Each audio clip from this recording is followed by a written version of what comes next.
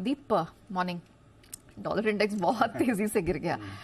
अच्छे क्यूज अमेरिकी बाजारों से मिले, तो हुआ क्या एग्जैक्टली मतलब कैसे ये पॉसिबल हुआ और अब आगे क्या होना है? इन्फ्लेशन की राहत है और वहीं से हमने देखा पॉजिटिविटी आती लौटती हुई आपको दिखी है। इनफैक्ट पिछले हफ्ते जितना भी नेगेटिव सेंटिमेंट था, जितनी भी गिरावट के मूव्स दिख रहे थे, इस हफ्ते उतनी ही पॉजिटिविटी आपको आती हुई दिख रही है। लगातार हम देख रहे हैं यूएस में दमदार एक्शन आपको बनते हुए दिख रहा है और तीसरा स्ट्रेट सेशन था जब यूएस के बाजार आपको बढ़त के साथ बंद होते दिखे। जितनी पिछले हफ्ते डाउ ने गिरावट दिखाई थी, ऑलमोस्ट उतनी ही रिकवरी आप इन 3 दिनों में होते हुए देख रहे हैं। तो बहुत ही बढ़िया एक्शन आते हुए दिखा। डाउ करीब 90 अंक ऊपर आपको बंद होते हुए दिखा है। हालांकि देखेंगे तो एंड में थोड़ी प्रॉफिट बुकिंग आई थी और वैसे दिन के निचले स्तर पर बंद हुआ है, ऊंचाई से 250 अंक फिसल कर बंद हुआ है, बट उसके बावजूद आप देख रहे हैं कि 90 अंक डाउ आपको ऊपर बंद होते हुए दिखा है। उससे तगड़ा एक्शन आपको ब्रॉडर मार्केट्स में आते हुए दिखा। S&P 500, नैस्डैक, रसल 2000, इन सभी में बढ़िया आपको तेजी आती हुई दिखी। 1% से ज्यादा की गेन आपने नैस्डैक में आती हुई दिखी। 15 महीने की ऊंचाई पर नैस्डैक और S&P 500 दोनों आपको दिख रहे हैं। फ्रेश 52 वीक हाई ऑब्वियसली यहां पर बन चुके हैं।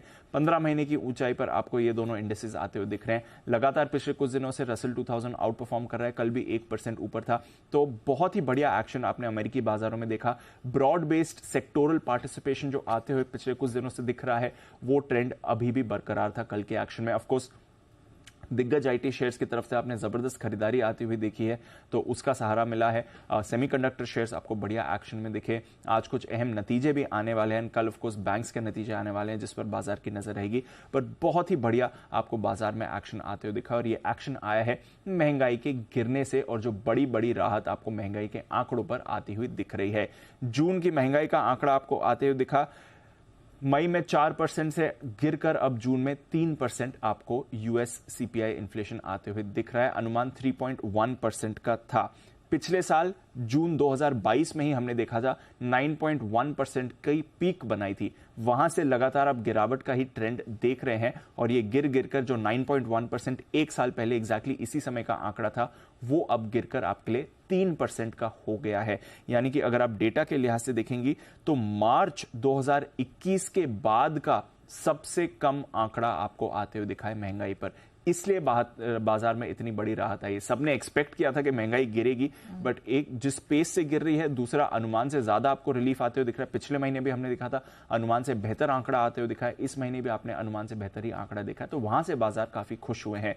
कोर महंगाई अभी भी ज्यादा है, बट यहां पर भी आपने सिग्निफिकेंट रिडक्शन देखा है। 5.3% से गिरकर कोर महंगाई 4.8% पर आपको आती हुई दिख रही है। यहां पर अनुमान 5% का था, तो अगेन अनुमान से बेहतर ये आंकड़ा आते हुए दिखा है। अब इस आंकड़े से आगे की रेट हाइक्स के एस्टिमेट्स में क्या कुछ बदलाव हुए हैं। जो 26 जुलाई को पॉलिसी होने वाली है, उसमें तो सब एक्सपेक्ट कर ही रहे हैं कि 1/4% की आपको हाइक आने वाली। तो 94% लोग मान ही रहे हैं कि 26 जुलाई की पॉलिसी पर तो 1/4% की आपको हाइक दिखेगी ही दिखेगी।